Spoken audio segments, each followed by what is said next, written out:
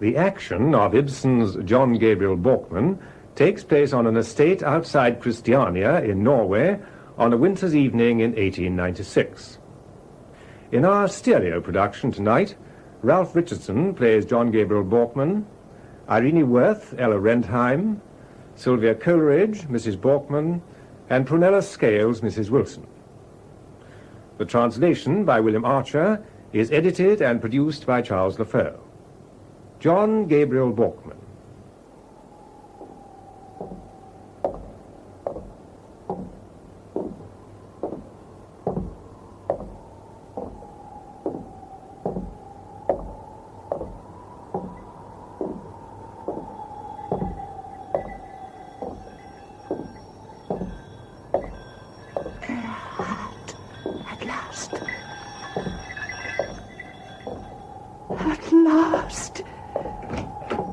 Has Mr. Erhart come? No, ma'am, but there's a lady. Mrs. Wilton, I suppose? No, ma'am, a strange lady. A Miss Ella Rentheim. Are you sure she asked for Mrs. Borkman? Yes, ma'am. I see. Then ask her in. This way, ma'am.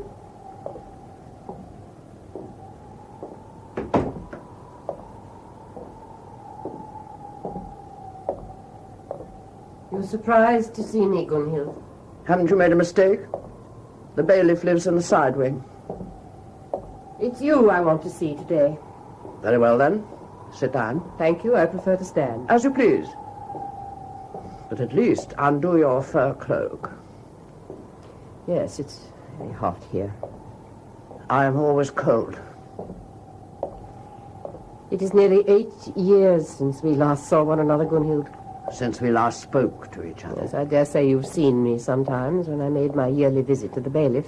Once or twice. I've caught a glimpse of you once or twice at the window. You must have seen me through the curtains then. But the last time we spoke to each other was here in this room the week before he was let out. I shall never forget it. I can't understand how such a thing could happen to our family, such a noble family. Oh, Gunhild, there were so many families besides ours that suffered. Oh, yes, the others don't trouble me very much. For them it was only a little money or papers. But for us, for me and Erhart, the shame that fell upon us, the disgrace and the ruin. How does he bear it, Gunhild? Do you think I have asked? Oh, surely you don't need to ask. Do you suppose I ever talked to him? A man who was in prison for 5 years. And to think what the name of John Gabriel Borkman used to mean. No, I shall never see him again. Never. You are hard, Gunhild. Yes, towards him. After all, he's your husband. Did he not say in court that I was responsible for his ruin? That I spent recklessly? Wasn't there some truth in it? But he made me do it. He insisted on our living so lavishly. But surely you should have restrained him. How was I to know it was not his own money? And wasn't he even more extravagant? Well, I suppose he had to keep up appearances. Yes, he always had to cut a figure. He used to drive a four-in-hand as if he were a king, and had people bowing and scraping as if he were a king. And they always called him by his Christian names, just like the king himself. John Gabriel. Everyone knew what a great man John Gabriel was. He was a great man then. Yes, to all appearances. But he never said a word about his real position, never hinted where the money came from. I did suppose anyone else knew either. I don't care about anyone else. It was his duty to tell me. He never did that. He kept on lying to me. And then it all fell to pieces about us. The whole thing. Yes, everything. Not only for him. But I shall not give up. I shall redeem myself yet. Redeem yourself? Redeem my name, honor, and fortune. I have someone who will help me, who will make up for everything his father has done. Gunhild, you mean Erhart? Yes, my own son. He will redeem everything. Isn't that really what you've expected ever since he was a child? No, I can't say that. Then why did you take him away and bring him up? Because you couldn't look after him. No, I couldn't. And his father, he had a good enough excuse. He couldn't either. How can you say that? And you? How could you bring up John Gabriel's child as if he were your own? How could you take him away from me and keep him until he was nearly grown up? What was your real reason? I came to love him so much. More than I, his mother. And he was rather a delicate child. Erhart, delicate. Well, I thought so then, at any rate, and the air on the west coast is so much milder than here. Really? It's true. You've done a great deal for Erhart. But then you could afford it. You were luckier. You managed to save your money.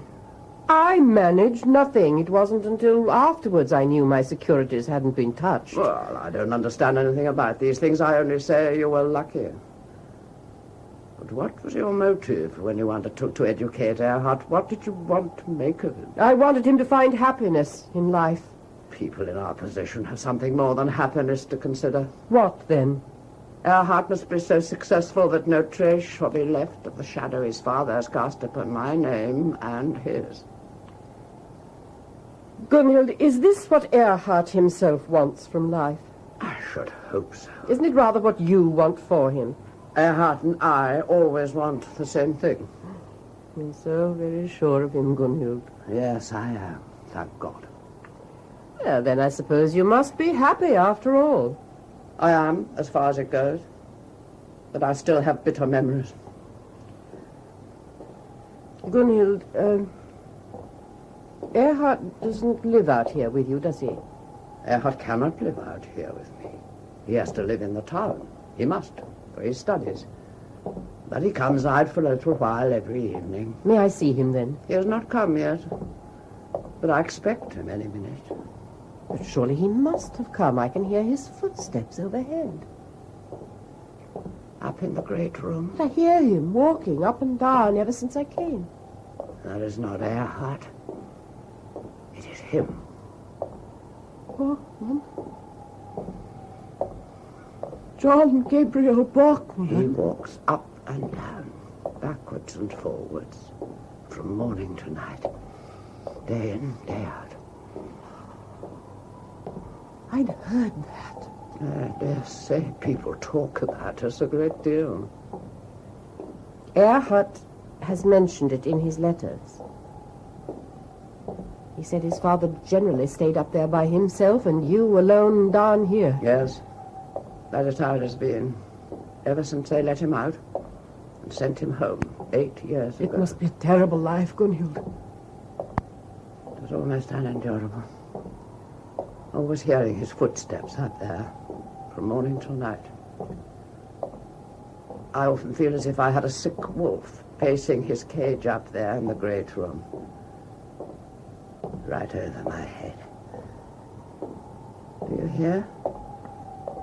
Backwards and forwards, up and down, goes the wolf.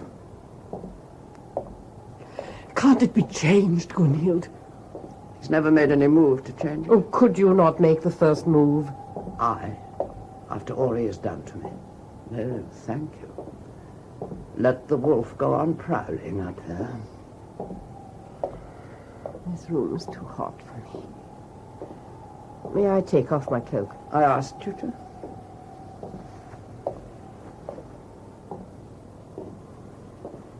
Don't you ever meet him outside? In society, you mean? Well, no, when he goes out walking in the woods or... He never goes out. Not even at night? Never. He can't bring himself to go out? No. He has his cloak and hat hanging in the cupboard. The cupboard in the hall, you know. The cupboard we used to hide in when we were children. And now and then, late in the evening, I hear him come down, as if to go out. But he always stops halfway and turns back to the great room. Don't any of his old friends ever come to see him? He has no old friends. He had so many once. He soon lost them. call it contemptible for them to make so much fuss at their losses. They were only money losses, after all. So he lives up there, quite alone. Yes, practically. Tell me an old clerk or copyist or something comes to see him now and then. Yes, I expect that's Foldal. They were friends when they were young. Of course, he only comes when it is dark. Foldal was one of those who suffered when the bank failed. Yes, I believe he lost some money. It wasn't much. It was all he had. Can't have been much. Nothing to speak of. And he didn't speak of it at the trial, did he? Anyway, Erhart has more than made up for anything he lost. Erhart? Oh. He has taken an interest in Foldal's youngest daughter. He's been giving her lessons so that later on she can get work and keep herself. That is more than her father could have done for her. Yes, I dare say her father can't afford anything. And Erhart has arranged for her to have music lessons. She has made such progress that she can come up to the great room and play to him. So he's still fond of music? Oh, yes, I suppose so. Of course, he has the piano you sent for him when he came back. And she plays to him? Yes, now and then, in the evenings. Erhart arranged that, too. Has the poor girl to come all the way out here and back again? No. Erhart has arranged for her to stay with the lady who lives near us, a Mrs. Wilton. Mrs. Wilton? A very rich woman. You don't know her? I've heard of her. Mrs. Frances Wilton? Yes. Erhart has mentioned her several times. Does she live out here now? Yes. She took a villa here some time ago. They say she's divorced. Her husband has been dead for some years. But they were divorced. He got a divorce. He deserted her. I'm sure it wasn't her fault. Do you know her well? Oh, yes, pretty well. She lives near here, and she looks in every now and then. Do you like her? She is very intelligent and clear in her judgment. In her judgment of people, you mean? Yes, principally of people. She's made quite a study of Erhart. Looked deep into his character, so she idolizes him. How could she help it? Oh, then perhaps she knows Erhart better than she knows you. Yes, Erhart saw a good deal of her in time. Yes. I think I also have a certain claim upon Erhart. No doubt, after all the money you spent Oh, on no, him. not on that account, Gunhild, but because I love him. Love my son. You, in spite of everything. Yes, in spite of everything, I love Erhart. As much as I can love anyone now at my time of life. Oh, suppose you do. What then? Well, then I'm troubled when I see anything threatening him. Threatening Erhart. What threatens him? Or who? You first, in your way. I. And then this Mrs. Wilton.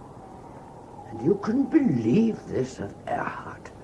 Of my son, who has a great mission. Oh, his mission. How dare you speak of it like that? Do you think a healthy, spirited young man like Erhart is going to sacrifice himself for a mission? I know he will. That's only a dream. If you hadn't that to cling to, you'd be in utter despair. Yes, indeed. Then I would despair. Perhaps that is what you would like, Ella. Yes, I would rather see that than see you redeem yourself at Erhart's expense. You want to come between us? You? I want to free him from you. You are too late. You had him in your power until he was 15, but now I have won him back. Then I will win him again. We two have fought over a man before, Gunhild. Yes, and I won. Do you still think that victory was worth winning? No. God knows you're right. There will be no victory worth winning for you this time either. Not when I'm fighting for my son. No. It's only power over him you want. And you. I want his love, his whole heart. You shall never have that. You have seen to that.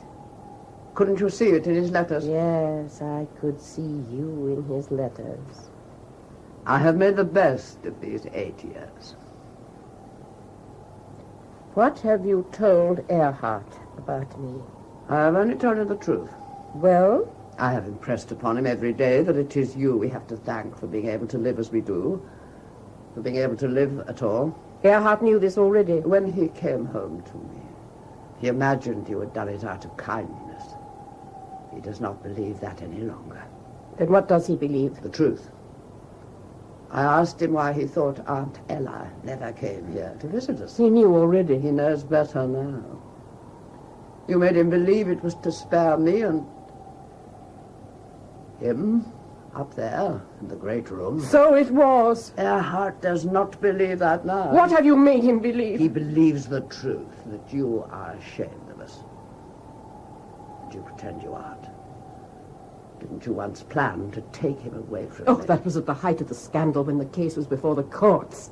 But not now. It would not matter if you did have plans for him. He has his mission. It is me Erhart needs, not you. And so, he is as good as dead to you, and you to him. We shall see. I shall stay here now. Here? Yes. Here with us? Stay all night? I shall stay here for the rest of my life, if need be. Very well. The house is yours. Everything is yours. The chair I'm sitting in is yours. The bed I toss in at night belongs to you. The food we eat comes from you. It can't be helped. Borkman can't hold any property. If he did, someone would claim it. Yes, I know. So we have to live on your charity. When do you want us to move out? Move out? Yes, you don't imagine I will live under the same roof with you. I would rather go to the workhouse. Good. Then let me take Erhart home with me. Erhart? He shall choose between us. Dare you risk that, Gunhild? Dare. Let my son choose between his mother and you. Yes. Indeed, I dare. Good evening, Mrs. Borkman.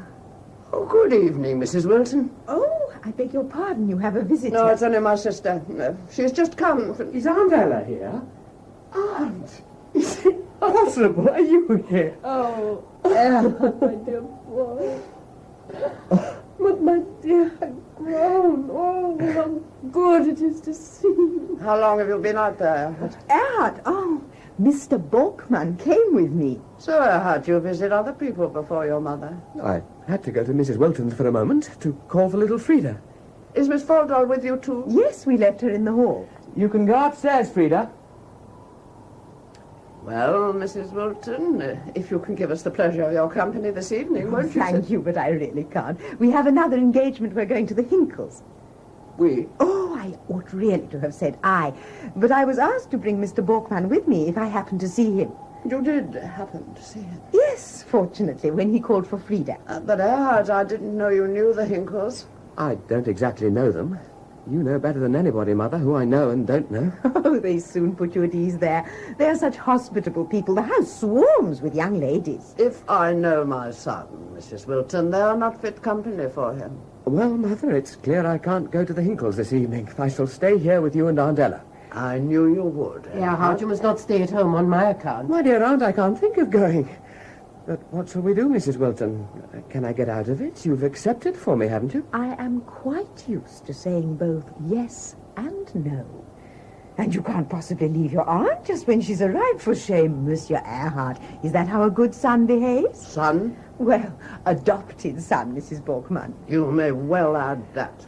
Oh, we often have more cause to be grateful to a foster mother than to our own. Has that been your experience? I knew very little of my own mother, I'm sorry to say. But if I had had such a good foster mother, perhaps I shouldn't have been so bad as people say I am. Well, now, stay at home like a good boy and drink tea with Mama and Auntie. Goodbye, Mrs. Borkman. Goodbye, Miss Rentheim. Can't I go part of the way with you? Not a step. I'm quite used to finding my own way. But beware, Mr. Borkman.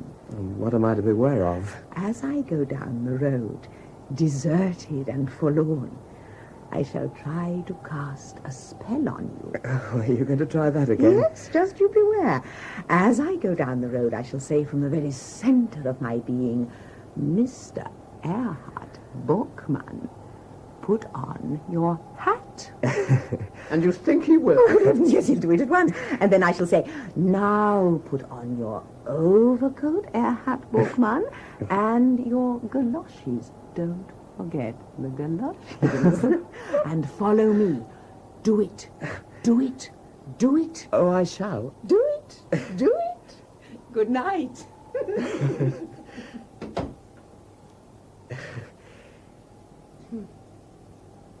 Does she really play that sort of trick? Oh, no, it's only her fun. But don't let's talk about her. Fancy coming all this way, Aunt Ella, and in winter. Well, I had to, Erhard. Why? I had come to consult the doctors. Oh, I'm glad. Glad? I mean, I'm glad you made up your mind to come at last. Are you ill, Ella? You know I'm ill. I know you haven't been strong for years. Are you worse? Yes, Erhard, I'm worse now. But it's not dangerous. Well, that depends upon how you look at it. Then you mustn't think of going home yet. No, I'm not thinking of it. Your aunt wants to live here in her own house, Erhard. Here, with us? Is this true, Aunt? Yes, that's what I've decided to do. Everything here belongs to your aunt, you know. I shall stay here, Erhard, for the present, in the bailiff's wing. That's a good idea. There are plenty of rooms there. But aren't you tired after your journey? Yeah, it's rather tired. Then I think you ought to go to bed early, really early. I'm going to. And then we can have a good long talk tomorrow or some other time about everything, you and Mother and I. Wouldn't that be a good idea? Erhard, I can see you're going to leave me. What do you mean? You are going to the Hinkles. Oh, then. Well, you wouldn't have me keep Aunt Ella up half the night, would you? Remember, she's an invalid, Mother. You are going to the Hinkles, Erhard. Well, really, Mother, I don't think I can get out of it. What do you think, Aunt? I should like you to feel free, Erhard. Do you want to take him away from me? Yes, if I can, Gunhild. Oh, I can't stand this. What have I done with my hat?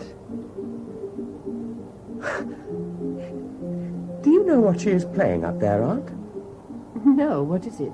It's the Danse Macabre, the Dance of Death. Don't you know it, Aunt? Not yet, Erhard. Mother, please let me go. Away from your mother? So that is what you want. I'll come out again. Tomorrow, You perhaps. want to go away from me, to be with those people with...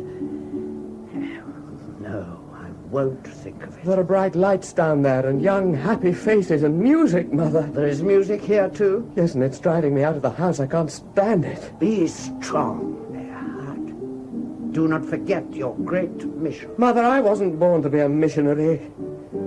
Good night, dear Aunt. Good night, Mother. It has not taken you long to get him back, Ella. I wish I could believe it. But you won't be able to keep him long. Because of you. Or her. I'd rather she than you. I understand that. I say the same. Rather she than you. Whatever happens to him. Does it matter? For the first time in our lives, we twin sisters are of a mind. Good night, Gunhild.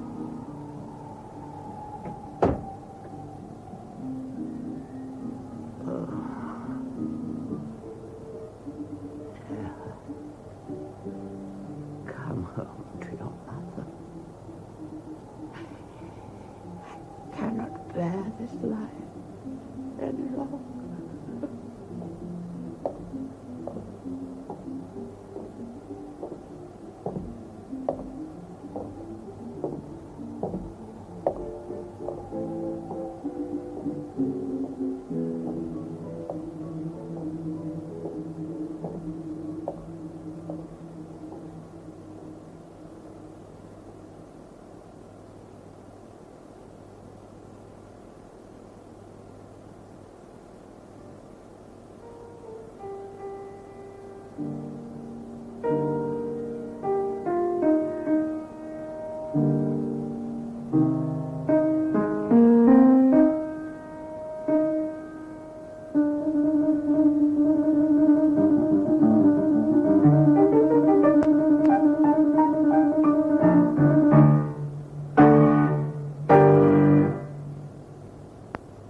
Can you guess where I first heard music like that?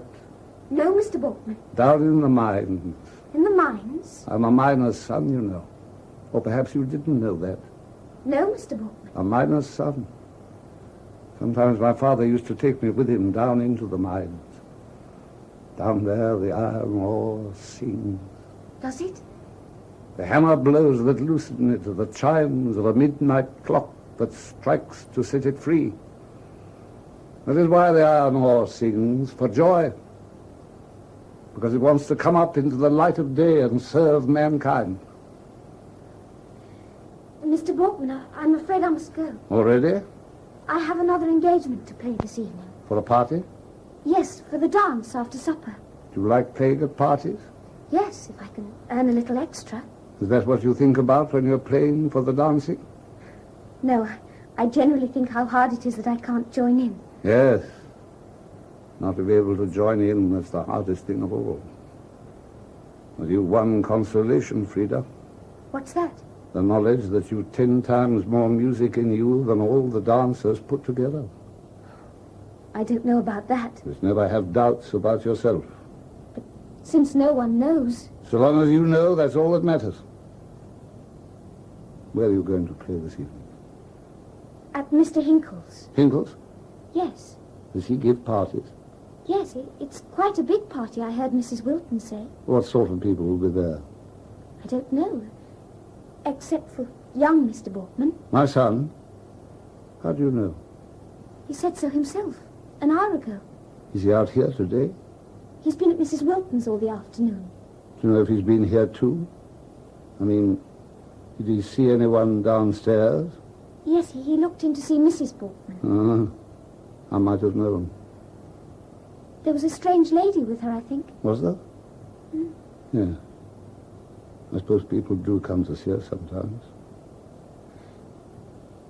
If I meet young Mr. Borkman this evening, shall I ask him to come up and see you? No.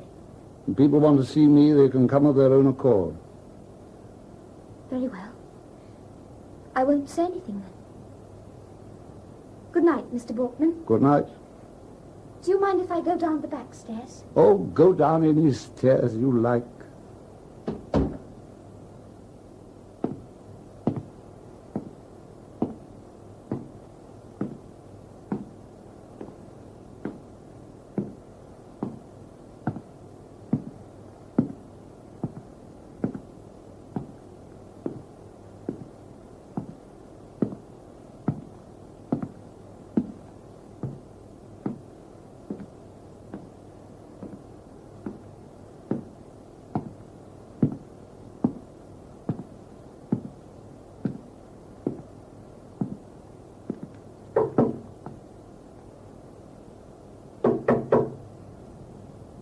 Come in. Oh. It's only you, William. Good evening, John Gabriel. Yes, it's only me. You're rather late. Well, it's quite a long way, especially on foot. Why do you always walk? The tram passes your door. It's better for you to walk, and it saves tuppence. You may sit down, William. Thank you. You can't think how lonely I am since Frida left home to live with Mrs. Wilton. Come. You've plenty left. Yes, God knows I have. 5 of them. But Frida was the only one who understood me. The others don't a bit. No, that's it. Ordinary people don't understand men like us. If it were only the lack of understanding, but there is something worse. There's nothing worse than that. Yes, there is, John Gabriel. There was a dreadful scene at home before I came here. What about? My family despise me. You didn't make a very good choice when you married. Had no choice. One needs companionship as one gets older, and I was in no position... Are you blaming me? No, for God's sake, John Gabriel. You're thinking about the bank disaster, aren't you? I don't blame you for that. Well, that's something. It's not my wife I complain of. It's the children. They're more educated. They expect more from life. And so your children despise you. I haven't made much of my life, I'm afraid. And they know that when you were young, you wrote a tragedy? Oh, yes, of course they know, but it doesn't seem to impress them. Then they don't understand. Your tragedy is good. I'm convinced of it. Oh, yes, there are some good things in it, aren't there, John Gabriel? If I could only get it produced. Let me show you one or two alterations I have made. Perhaps you'd like me to read you an act or two. No, we'll keep that for another time. Well, as you please. You were right when you said just now you've not been successful. But I promise you, William, that as soon as I'm reinstated... Oh, thank you. No, don't get up. When I'm reinstated, when they see that they can't do without me, when they come to me here in this great room and beg me to take control of the bank again, the new bank they don't know how to manage, here I shall stand and receive them and lay down my conditions. You look doubtful. Don't you believe they'll come? That they must come someday? Don't you believe it? God knows I do. I believe it. I know they'll come. If I had not been convinced, I'd have put a bullet through my head long ago. Oh, no, for God's sake. But they will come. You'll see. Any day. Any moment. If only they would come quickly. Yes. The years slip by. Life. No. I don't think of it. Do you know what I sometimes feel? No? Like a Napoleon, maimed in his first battle. I feel like that, too. On a smaller scale, of course. My little world of poetry is precious to me, John Gabriel. Yes, but think of me, who could have created millions. All the mines I should have controlled. New veins explored. And the waterfalls and the quarries. And the trade routes. Steamships all the world over. Yes, I know. There was nothing in the world you could not have done. And now I sit here like a wounded eagle, while others pass me and take everything from me, piece by piece. That is my fate, too. I was so near my goal. Well, it had another week. All the deposits would have been covered, all the securities replaced. Vast companies were about to be floated. No one would have lost a halfpenny. Yes, you were on the verge of success. Treachery overtook me at a critical moment. Do you know what I consider to be the most infamous crime? No? It's not murder, not robbery or perjury. The most infamous crime is to betray the trust of a friend. Oh, yes, but... I know what you're going to say, but they would have got their money back, every farthing. No. The most infamous crime that a man can commit is to misuse a friend's letters. To publish to the world what has been confided to him alone and in closest secrecy, like a whisper in a dark, empty, locked room. The man who can do this is infected and poisoned in every fiber. And such a friend was mine. It was he who crushed me. I can guess who you mean. I told him everything. And then when the moment came, he turned against me the weapons I'd placed in his hands. I've never been able to understand why he... Of course, there were all sorts of whispers at the time. What whispers? Tell me. I know nothing. I had to go straight into isolation. What did people whisper, William? You were to have gone into the cabinet, they said. Oh. I was offered a portfolio, but I refused it. Then you didn't stand in his way over there. Oh, no. That was not why he betrayed me. I really can't understand. In fact, William, there was a woman in the case. A woman? But John Gabriel. Well, let's say no more. After all, neither of us got into the cabinet. But he rose high. And I fell. It's a tragedy. Yes. Just like your play. Yes, indeed. But looked at from another point of view, it's really a comedy as well. A comedy? Did you meet Frida as you came in? No. while we're sitting here, she's playing waltzes for the man who betrayed me. I had no idea of that. And can you guess who will be there, dancing? No? My son. What? What do you think of that, William? Am I not right in calling it a comedy? How can he possibly be a guest there? Ah, no doubt he thinks, like everyone else, that Hinkle only did his duty when he betrayed me. But who could have got him to believe that? You forget who brought him up? First his aunt, from the age of 6 or 7, and then his mother. I think you're being unfair. I'm never unfair. Both have poisoned his mind against me. All women ruin our lives for us. Oh, surely not all. Can you name me one good woman? I like to think that somewhere in the world, somewhere far away, a true woman exists. Oh, don't talk such poetic nonsense. You call my holiest faith poetic nonsense? Yes, I do. That's what's always prevented you from getting on in the world. Without it, I could still help you to rise in life. Oh, but you can't. I can, when I come into power again. That won't be for a long time. Perhaps you think the day will never come. Answer me. I don't know what to say. Then I've no longer any use for you.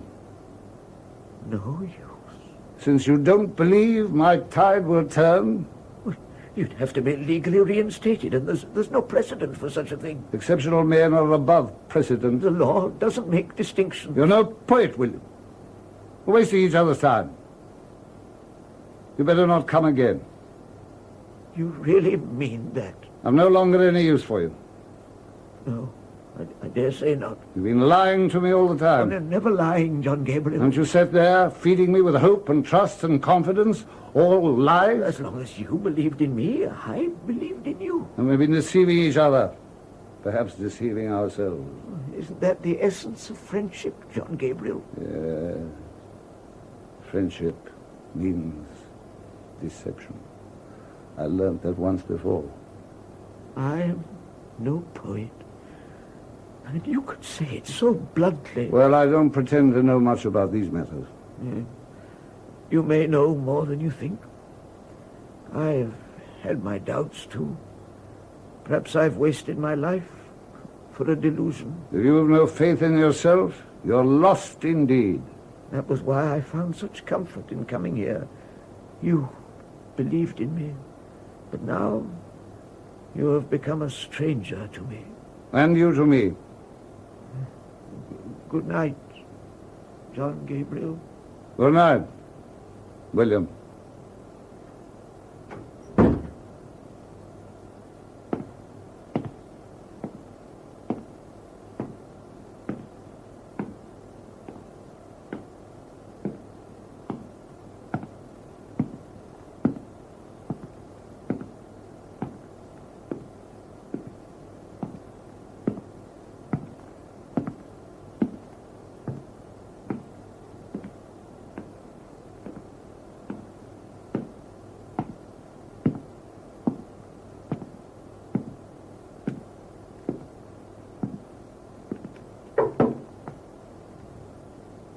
Who is that? Who is it? Come in. Who are you? What do you want? It is I, Borkman. Ella. Ella Rentheim. Yes. Your Ella, as you used to call me in the old days, many years ago. Do you recognize me? Yes. Now I begin to. The years have brought winter with them, Borkman. Don't you think so? You have changed. Yes, there are no dark curls on my neck now. Curls you love to twist round your fingers. Ah, yes. I see now, Ella, you do your hair differently. Yes. It's the way I do my hair that makes the difference. I had no idea you were in this part of the world. I've only just arrived. Why have you come all this way in winter? Have you come to see me? You, among others. You look tired. Yes, I am tired. Won't you sit down? Thank you. I need rest.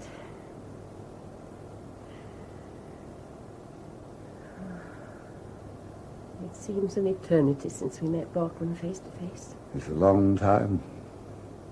And terrible things have happened. A whole lifetime has passed. A wasted lifetime. Wasted? Yes, wasted. For both of us. I don't regard my life as wasted, yet. And what of mine? That was your responsibility, Ella. You can say that. You could have been happy without me. Oh, yes. I know there was someone else ready to marry me. But you refused him. Yes, I did. Time after time you refused him. Year after year. Year after year, I rejected happiness, I suppose you think? You could have been perfectly happy with him. And then I would have been saved. Saved? He thought I was responsible for your refusals. And so he took his revenge. It was easy for him. I trusted him. He'd all my confidential letters. He used them. It was all over with me, for the time at any rate. And so you see, all this was because of you, Ella. You mean it was all my fault?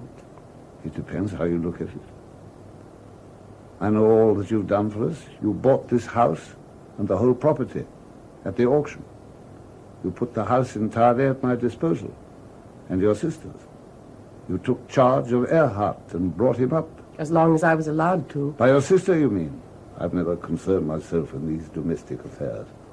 But you were in a position to make sacrifices, Ella, and you mustn't forget it was I who placed you in that position. Oh, it was no sacrifice, Borkman. It was my love for Erhart and for you that made me do it. Ella, we're not talking about love. On the eve of my great decisive battle, when I had to seize the millions that were entrusted to me, I spared all that was yours, every farthing of it. Yes, that's true, Borkman, but I've often wondered what your real reason was for sparing all my property, and only mine. Perhaps you think it was so that I might have something to fall back upon if things went wrong. Oh, no, I'm sure you didn't think of that then. Never. I was so sure of victory. Well, why was it then?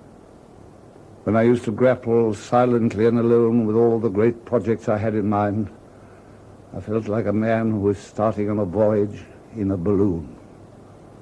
All through the sleepless nights, I was inflating my giant balloon, preparing to soar into perilous and unknown regions. You, who never had the least doubt of victory. Men are made like that, Ella. They both doubt and believe. I suppose that was why I wouldn't take you and your money with me in my balloon. But tell me why. One doesn't risk what is dearest on such a voyage. But you had risked what was dearest to you. Your whole life. Life is not always what one holds dearest. Was that how you felt then? I think it was. I was the dearest thing in the world to you. I seem to remember it was like that.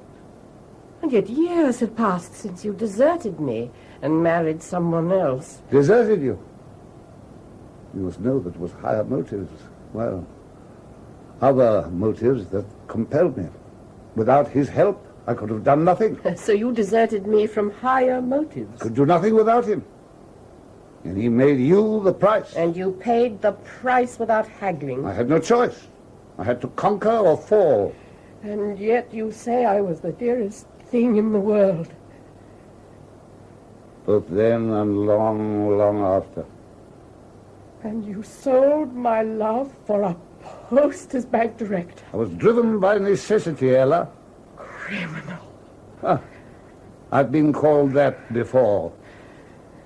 Oh, I'm not thinking of the law or of the securities.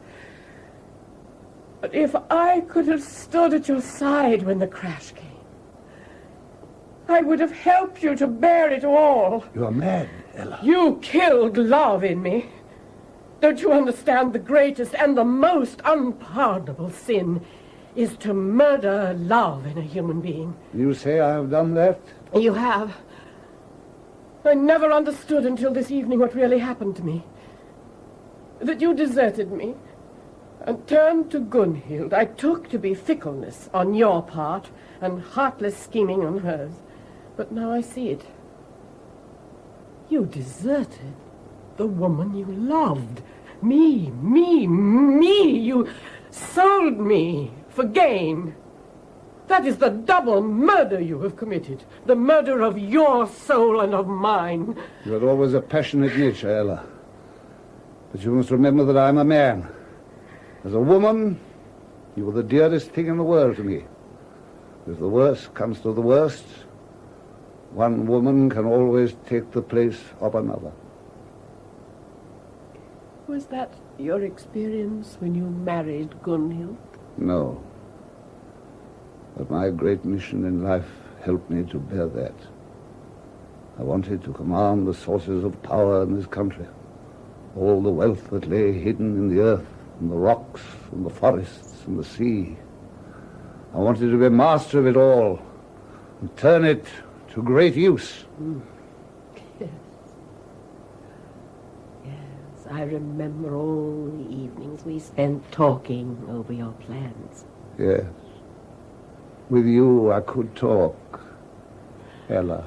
I used to laugh at your dreams and ask you if you wanted to wake the sleeping spirits of the mind. Ah, I remember that phrase. The sleeping spirits of the mind. Yes, but you didn't see it as a joke. You said, Ella, if only I could get a foothold. I love power. I knew of his passion for you, and so I struck the bargain. I had to. He helped me up towards those beckoning heights, and I mounted and mounted. Year by year I mounted. And I was wiped out of your life. And then he hurled me into the abyss. Because of you, Ella. Borkman, don't you think there was a curse upon our whole relationship? Yes. But why? Ella, I begin to wonder which of us is right. You or I. It is you who have sinned. You have killed all happiness for me. Don't say that, Ella. From the day your image began to fade, it has grown harder and harder for me to love any living creature.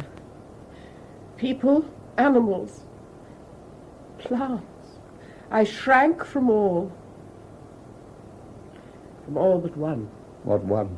Erhart, of course. Has he really been so close to you? Why else did I take him and keep him as long as I could? I thought it was out of compassion, like all you did. Compassion. I've never known compassion since you deserted me. I was incapable of feeling anything. The poor, starving child came into my kitchen, shivering and crying, begging for food. I let the servants see to it. I never wanted to look after the child myself, to warm and comfort it. And yet, I was not like that when I was young. It is you who have created the desert within me. I feel nothing. Except for Erhart. Yes, except for your son. I feel nothing for any other living thing. You cheated me of a mother's joy and happiness, and of a mother's sorrow. Tears. That's my greatest loss, and that's what I needed most. But I could not resign myself to my loss then, and so, instead, I took Erhart and won his love entirely, until his mother took him from me again. I can't bear the solitude, the emptiness, now that I've lost him. I don't think you've lost it. Hearts are not so easily lost to a certain person below. I have lost Erhart. And she has won him back. Or someone else has. That's plain enough in his letters. You've the strongest claim upon him. Oh, what's the use of claims? If he's not mine of his own free will, he's not mine at all. I must have his undivided heart. Erhart is over 20. You'd hardly expect to keep his undivided heart for long. It would not be for very long. I should have thought that when you want something, you would want it for as long as you live. Yes, but that need not be for very long. What do you mean?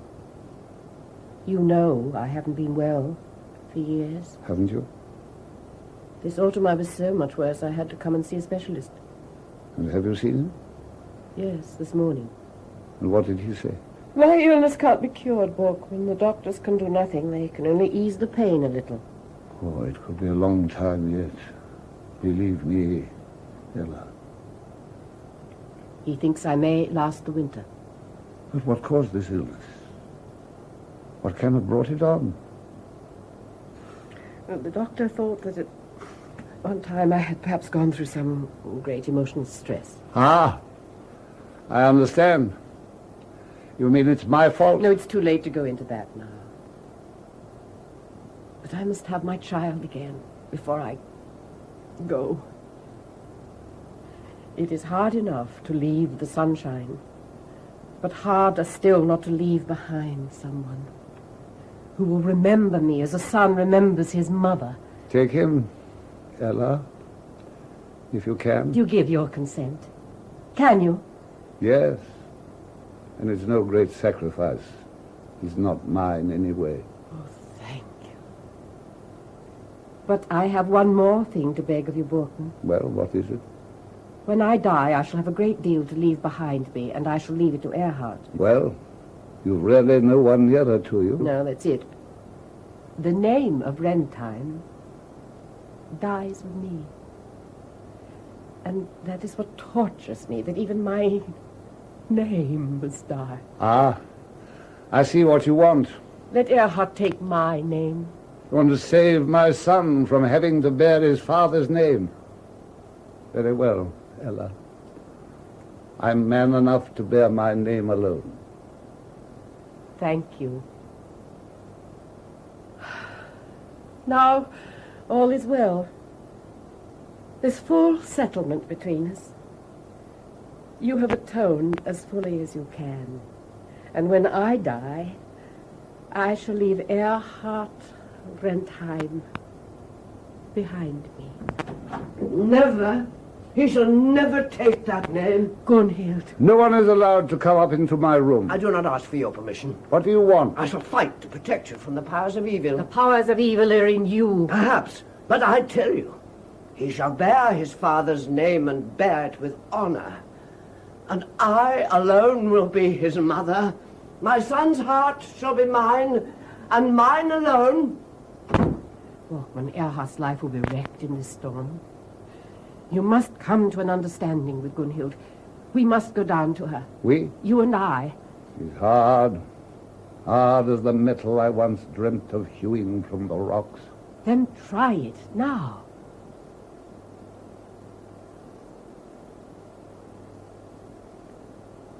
Where have you been, Malena? I've rung twice. Yes, Mum, I heard. Then why didn't you come? Well, I had to put some clothes on first. Get dressed properly and then run and fetch my son. He's at Mr. Hinkle's. Oh, is that where he is this evening? Where else should he be? I only thought he might be where he usually is. Where do you mean? At that Mrs. Wilton's, as they call her. Mrs. Wilton's? My son isn't often there. I've heard say he's there every day. Nonsense, Malena. Go to Mr. Hinkle's and get hold of him. Very well. What does this mean? God save us! What does he want down here in my room? He wants to come to an understanding with you, Gunhild. It is too late. When we stood face to face in the court, when I had to give an account... This evening, it is I who will give an account of myself. You? Not of what I've done. All the world knows that. Yes, all the world knows that. It doesn't know why I did it. Why I had to do it. It was because I was John Gabriel Borkman. Myself. And not anyone else. And that is what I will try to explain. It is no use trying to explain. During my endless years in prison and during my 8 years up there in the great room, I've had ample time to think it over. I've retried the whole case by myself, time after time. I've been my own accuser, my own defender, and my own judge. I've been more impartial than anyone else could be. I've paced up and down the great room, turning my actions over and over and over again. And my final judgment is always the same, that the one person I've sinned against is myself. And what about me? And what about your son? You and he are included when I say myself. And what about the hundreds of others you ruined? I had power, an irresistible urge within me. Imprisoned millions lay deep in the bowels of the earth, calling to me, calling to be freed. But no one else heard them. I alone. Disgracing the name of Borkman. If others had had the power, wouldn't they have acted as I did? No one but you would have done it. No one else could have done it. And I only did it from the highest motives. So I have acquitted myself.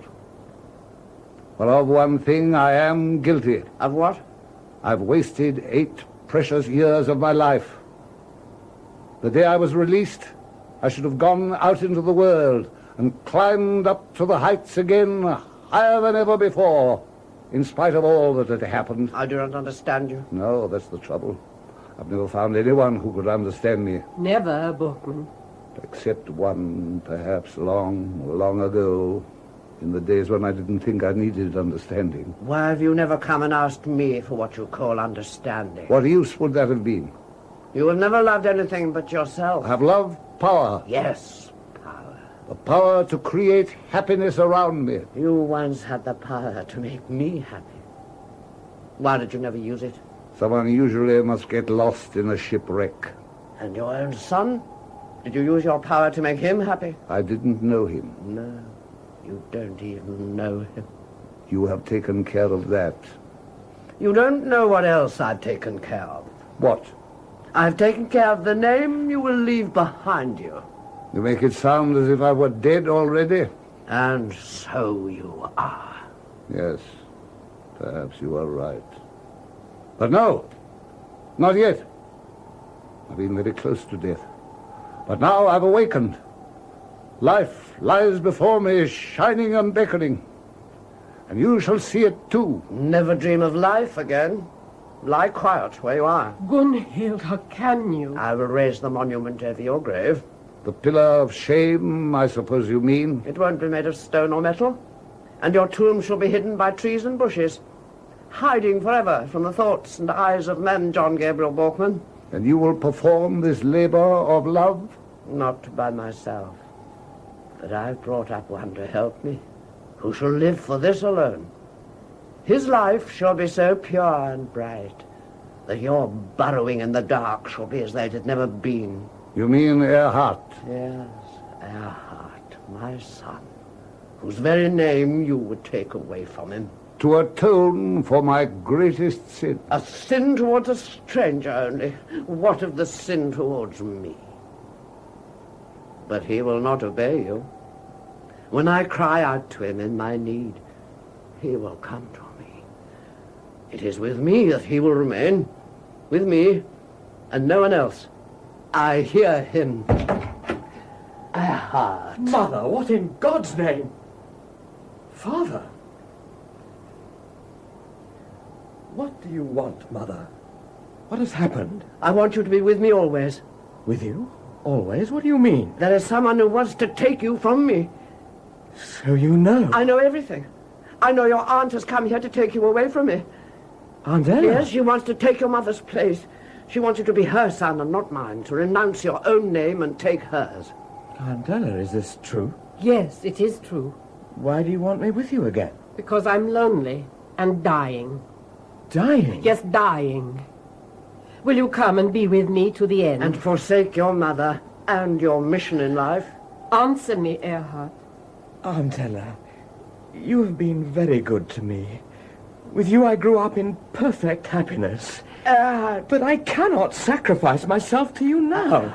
I knew it. You shall not have him, Ella. You have won him back, Gunhild. Say it is true, Erhart. Mother, I must tell you. What? I can't stay with you either. I am stifled in this house. Stifled? Come with me, Erhart. No, Aunt Ella, it's the same with you. Have you forgotten what you've consecrated your life to? What you have consecrated my life to. You've been my will. You've never let me have any of my own. But now I can't bear it any longer. I am young. Remember that, Mother. Who has changed you? Who? Can't you believe I've done it myself? No. You have come under some strange power. You are not in your mother's any longer. Nor in your foster mother's either. I am free now, Mother. I am my own master. Then perhaps my hour has come at last. What do you mean, sir? Erhart, will you cast in your lot with your father? One man cannot atone for another, whatever may have been said in this airless room. All these years I've lived upon hopes and dreams. Now I have done with dreaming. What will you do, sir? I will work out my own redemption. I will begin at the bottom again. It's only through his present and his future that a man can atone for his past. Atone through work. Erhart, will you join and help me in this new life? Do not do it, Erhart. Yes, do it. Help him, Erhart. Will you, Erhart? Father, I can't now. It's impossible. I'm young. I want to live my own life. Erhart, what will you live for? For happiness, Mother. And where will you find that? I have found it. Erhart! You can come in now, Francis. Mrs. Wilton. I have told them everything, Francis. I suppose you all think I have brought great calamity on this house. You have destroyed the only interest I had left in life. Are you really in earnest, Erhart? It means happiness for me, Mother. That is all I can say. You have tricked my son. Erhart came to me of his own free will, and of my own free will I went halfway to meet him. Yes, I can believe that. Mrs. Borkman, there are forces in life that you seem to know very little about. What forces, may I ask? Forces which ordain that two people shall join their lives indissolubly and fearlessly. I thought you were already indissolubly joined to someone else. He has left me. But he's still alive, I believe. He's dead to me. Yes, Mother, he's dead to Francis.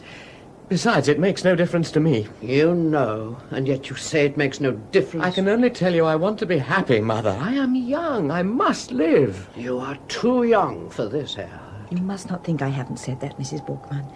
He knows everything about me. Again and again I reminded him I'm 7 years older than he is.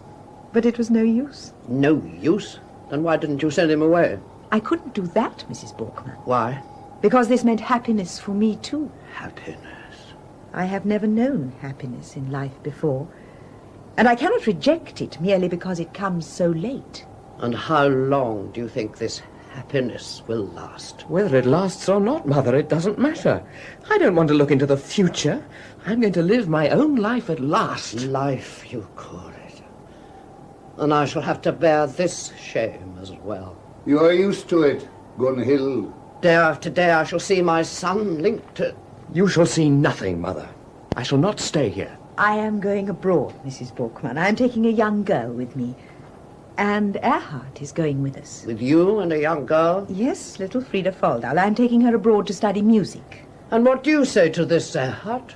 Well, Mother, if Francis wishes it. And when does this distinguished party set out? Tonight, my sleigh is waiting outside the Hinkles. Ah, yes, the party. Erhart and I were the whole party. And little Frida, of course. Mother, I would have spared you this. You and everyone. You would have gone without saying goodbye. Yes, I thought that would be best for all of us. But of course, when you sent for me, Goodbye, Mother. Don't touch me. Goodbye then, Aunt Ella. Goodbye, Erhart. Live your life and be as happy as you can. Thank you, Aunt. Goodbye, Father. Mrs. Wilton, Do you think you're wise taking that girl with you? Men are so changeable, Mrs. Borkman. And women, too. When Erhart is tired of me, and I with him, then it will be as well for us both that he should have someone to fall back on. But you, yourself. Oh, I shall know what to do. Erhart, goodbye to you all. Childless. Then out into the storm, alone. John Gabriel, where are you going? Out into the storm of life. Let me go, Ella. No, you're ill. I see it in your face. Let me go. Help me to stop him, Gunhild. I will not try to stop anyone. Let them go, both of them, as far as they please. Oh, Erhart, don't leave me. Don't go after him, Gunhild. He shall not leave me. It's useless. Let me go, Ella. I'll cry after him. He must hear his mother's cry. What's that?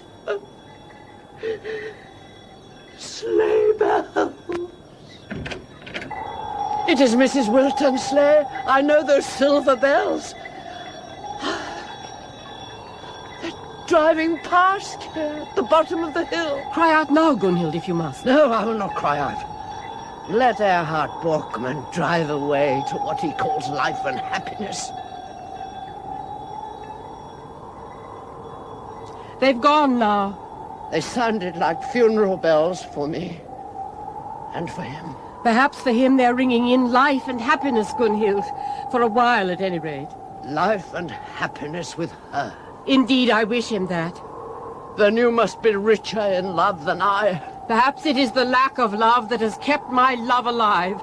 If that is so, then I shall soon be as rich as you are, Ella. Ella. John, you must go in. Out of the cold, come in, into the house, into the warmth. Up to that great room again, I suppose. No, into the room below. I shall never set foot under that roof again. Where will you go? It's late and dark, John. First, I shall go out to see to all my buried treasure. I don't understand, John. Oh, I don't mean stolen property, Ella. Who's that? William? You? What do you want? Good God. Are you out, John Gabriel? And Mrs. Borkman, too? This is not Mrs. Borkman. Oh, I'm sorry. I've lost my glasses in the snow. But, John Gabriel, surely you never go out? It's time I came out into the open again, don't you think? Nearly 3 years in detention, 5 in prison, 8 in the great room there. Borkman, I beg you. But why have you come? I had to come and see you, John Gabriel. After I'd shown you the door. Oh, that doesn't matter. What have you done to your foot? You're limping.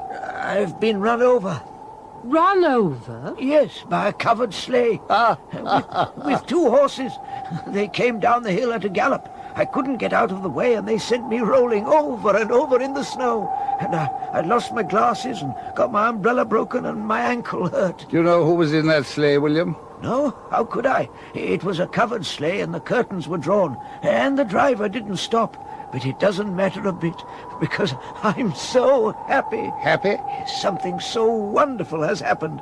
So I had to come and share my happiness with you, John Gabriel. Well, share away then. But take your friend inside, Borkman. He's been run over. Oh, we're all run over sometime or another in life. But we must jump up again and let no one see we're hurt. That is very profound, John Gabriel. I can easily tell you out here. Yes, do, William. Well, when I got home this evening, what did I find but a letter? Can you guess who it was from? Perhaps your little Frida? Yes, it was a pretty long letter from Frida. A footman had brought it. And can you guess what was in it? Perhaps it was to say goodbye? Exactly. Well, you are good at guessing, John Gabriel. Yes, she tells me Mrs. Wilton has taken a fancy to her, and she's to go abroad with her and study music. And Mrs. Wilton has engaged a first-rate tutor who is to go with them as well. Yes, I see it all quite clearly, William. And only think, she knew nothing about it until this evening, at that party, you know. And yet she found time to write to me. Such a warm, affectionate letter, with not a trace of contempt for her father in it. She tells me they're going early tomorrow morning, but I can't let her go like that. I'm going straight up to Mrs. Wilton's now. You won't get in, William. Your daughter's already gone. Gone? Already? Oh, are you sure? Who told you? Her tutor, And who's he? Mr. Erhart Borkman. Your son, John Gabriel? Is he going with them? Yes, he's to be little Frida's tutor. Oh, God be praised. She's in the best of hands. But are you sure they've gone? They were in the sleigh which ran over you. My little Frida, in that magnificent sleigh. Did you notice the silver bells? Silver bells? Oh, were they genuine silver bells? Yes, everything was genuine, inside and out. Oh, isn't it strange how things work out for the best? My little gift of poetry has become music in Frida. So I was not born a poet for nothing. And she's going out into the great wide world that I wanted so much to see. Little Frida sets out in a splendid covered sleigh with silver bells on the harness. And runs over her father. Oh, what does it matter about me? Well, I'm too late, after all. I must just go home again and comfort her mother. I left her crying in the kitchen. You are laughing, William. Yes, I am, of course. But she, poor thing, doesn't know any better. Well, goodbye. It's a good thing it's not far to the tram. Goodbye, John Gabriel. Goodbye, madam. Goodbye, William. It's not the first time you've been run over, old friend. You're so pale, John. That is the prison air up there. I've never seen you like this before. No, you've never seen an escaped convict. Do come into the house, John. It's no good trying to persuade me. Excuse me, Mrs. Borkman told me to lock the front door. You see, Ella, they want to lock me up again. Mr. Borkman's not well. He wants fresh air. But Mrs. Borkman told me. I'll see to it. Leave the key in the lock. Oh, very well. I'm outside the walls now, Ella.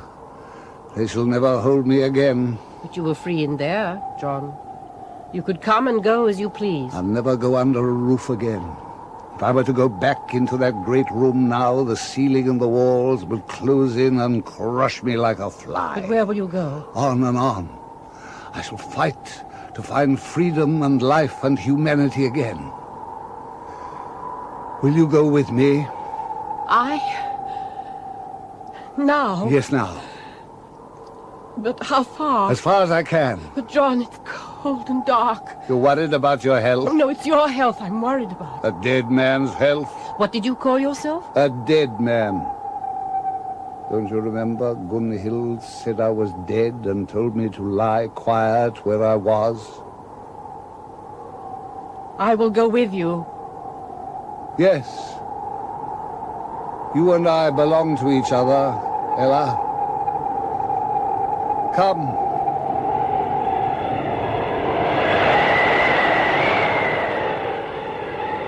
Where are we, John? Where are we going? Follow my footprints in the snow. Why must we climb so high? We must go up that winding path. I can't go much further. We're not far from the clearing now. There used to be a bench. You remember it? You can rest there.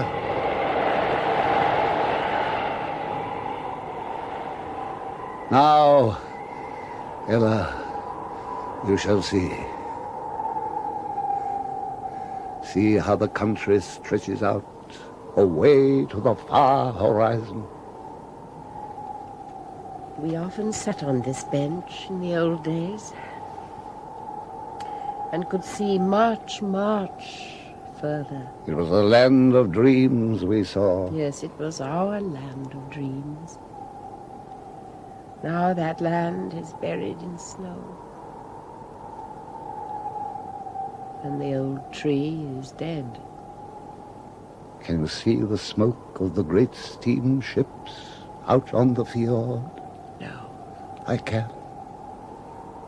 They come and go, spreading friendship and harmony around the world, bringing light and warmth to the hearts of men. That was what I dreamt of doing. But it remained a dream. Yes, it remained a dream. Listen. Down there by the river, the factories are at work. My factories. All those I would have built. Do you hear them? They're working night and day. The furnaces glow, the wheels whirl and spin round and round and round. Can't you hear them, Ella? No. I can. You imagine it, John. But those are only the foothills of the kingdom. What kingdom? My kingdom. The kingdom I was about to conquer when I died. Oh, John. It lies there now, defenseless, masterless, abandoned. Ella, do you see the mountain ranges far away, one behind another, rising and towering? That is my vast, unending, inexhaustible kingdom. The wind from that kingdom is icy, John. To me, that wind is the breath of life. It comes as a greeting from the forces that serve me. I feel them, those imprisoned powers. I see them, those veins of metal stretching their twisting, branching, enticing arms to me.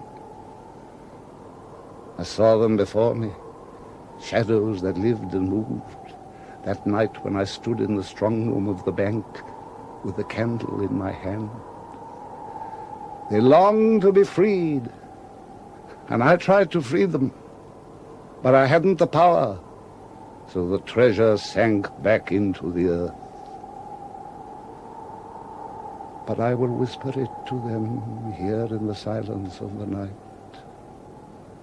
I love you, lying there in deep darkness as if you were dead. I love you, unborn treasures craving for life. I love you with your gleaming promise of power and glory. I love you, love you, love you. Yes. Your love is still down there, John, as it has always been. But up here, in the light of day, up here, there was a warm, living human heart longing for you. And you broke it. No, worse than that, 10 times worse, you sold it. For the kingdom, and the power, and the glory? Yes. You murdered love in the woman who loved you. The woman you loved, as far as you could love. And so I prophesy, John Gabriel Borkman, you will never get the price demanded for that murder. You will never enter in triumph into your cold, dark kingdom. I almost fear your prophecy is true. You must not fear it, John. It would be best for you.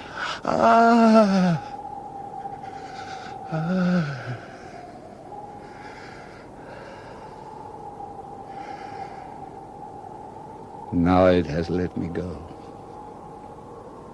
What was it? A hand of ice that gripped my heart. So you have felt the hand of ice? No, not a hand of ice. A hand of iron. Lie still. I'll go for help. No. Better so. John Bork. Better so for you.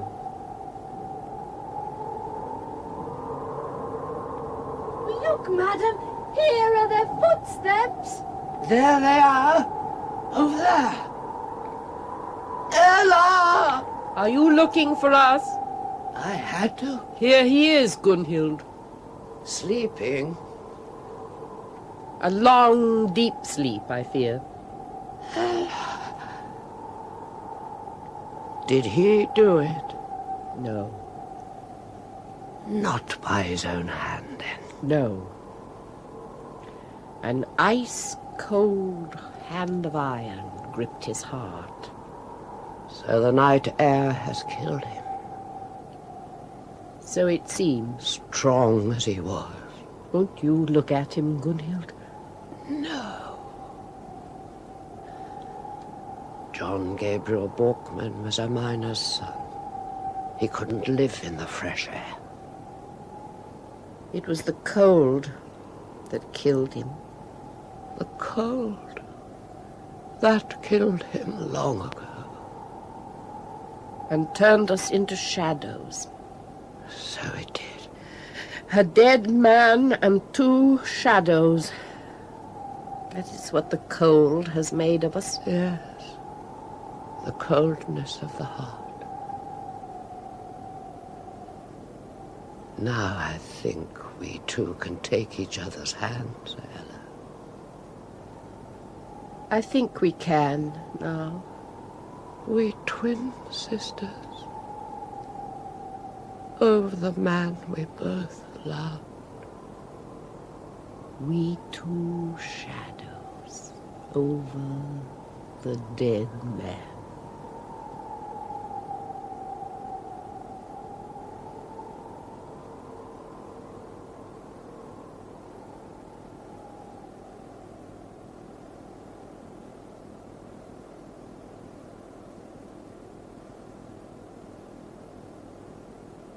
In John Gabriel Borkman by Ibsen, John Gabriel Borkman was played by Ralph Richardson. Ella Rentheim by Irene Worth, Mrs. Borkman by Sylvia Coleridge, and Mrs. Wilton by Prunella Scales.